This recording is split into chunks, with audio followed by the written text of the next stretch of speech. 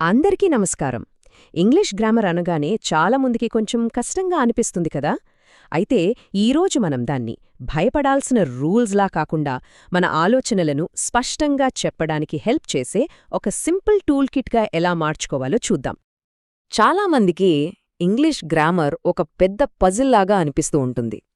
ఎందుకంటే ఆ రూల్స్ అన్నీ వేర్వేరు ముక్కల్లా ఉండి కొంచెం కన్ఫ్యూజింగ్గా ఉంటాయి. కానీ మనం దీన్ని వేరేలా ఆలోచిస్తే ఎలా ఉంటుంది?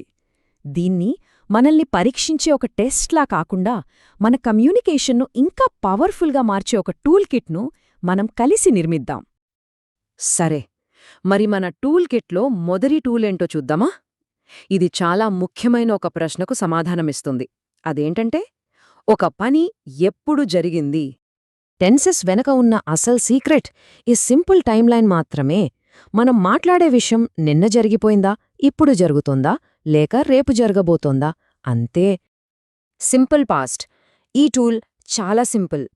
ఎప్పుడైనా సరే ఒక పని జరిగిపోయి కంప్లీట్గా ముగిసిపోయిందనుకోండి, అప్పుడు దీన్ని వాడాలి.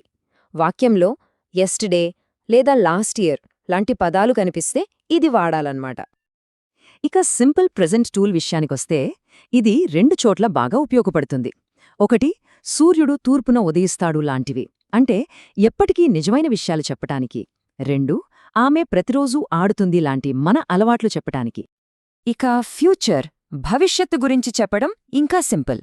మన దగ్గర ఒక మ్యాజిక్ వర్డ్ ఉంది, అదే విల్. ఇంకా జరగని ఏ పని గురించి చెప్పాలన్నా ఆ వర్బ్ ముందు విల్ పెడితే సరిపోతుంది. సరే, టైం గురించి చెప్పే టూల్స్ చూసాం కదా. ఇప్పుడు మన వాక్యాలకి ఇంకాస్త క్లారిటీ ఇచ్చే కొన్ని చిన్న చిన్న టూల్స్ చూద్దాం. ఇవి చూడటానికి చిన్నవే అయినా చాలా పవర్ఫుల్. ఏది మరియు ఎక్కడ లాంటి ప్రశ్నలకు ఇవి సమాధానమిస్తాయి. చూడండి, ఇక్కడ ఏకి దకి ఎంత తేడా ఉందో.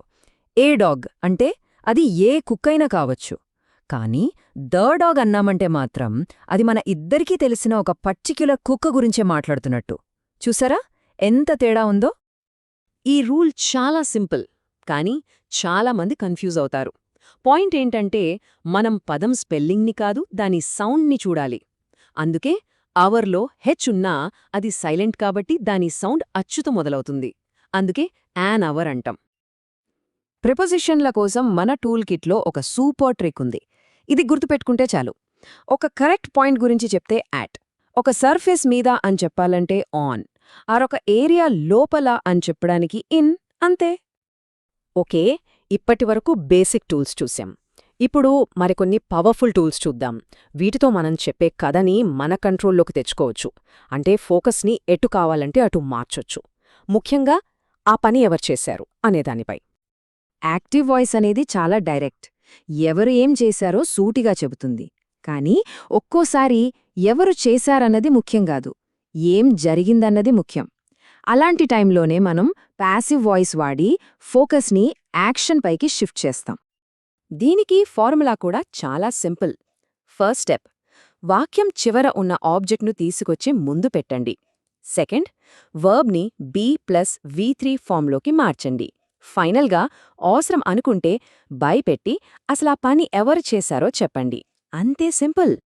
మన టూల్ కిట్లో చివరి టూల్ వచ్చేసి స్పీచ్. ఒకరు చెప్పిన మాటల్ని యాజ్ ఇట్ ఈజ్గా కొటేషన్స్లో చెప్తే అది డైరెక్ట్ స్పీచ్. అలా కాకుండా వాళ్ళు చెప్పిన విషయాన్ని మన మాటల్లో వివరిస్తే అది ఇండైరెక్ట్ స్పీచ్. ఇక్కడొక చిన్న ట్రిక్ ఉంది. ఇండైరెక్ట్ స్పీచ్లో టెన్స్ ఒక స్టెప్ వెనక్కి వెళ్తుంది. అంటే ఇక్కడ యామ్ కాస్త వాజ్ అవుతుంది.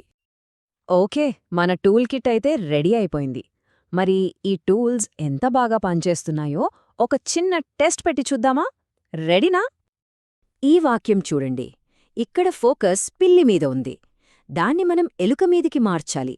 చెప్పండి, మన టూల్ కిట్ నుంచి ఏ టూల్ వాడాలి? కరెక్ట్. ఇక్కడ మనం చేసింది సింపుల్. ఆబ్జెక్ట్ అయిన ద మౌస్ను సబ్జెక్ట్ ప్లేస్లోకి తెచ్చాం, వర్బ్ ఫామ్ని మార్చేశాం, అంతే. మన ప్రిపోజిషన్ ట్రిక్ గుర్తుంది కదా? ఒక నెల అనేది ఒక పాయింటా, ఒక సర్ఫేసా, లేక ఒక పెద్ద ఏరియానా? ఆలోచించండి. అద్భుతం! నెలలు, సంవత్సరాలు ఇలాంటి పెద్ద టైం పీరియడ్స్ అన్నీ ఒక ఏరియా లాంటివి. అందుకే మనం ఇన్ వాడతాం.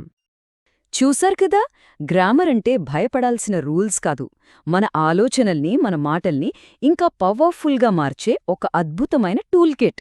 సో అసలైన ప్రశ్నేంటంటే, ఈ టూల్స్ని వాడుకుని మన ఐడియాలను మనం ఎంత బలంగా, స్పష్టంగా చెప్పగలం?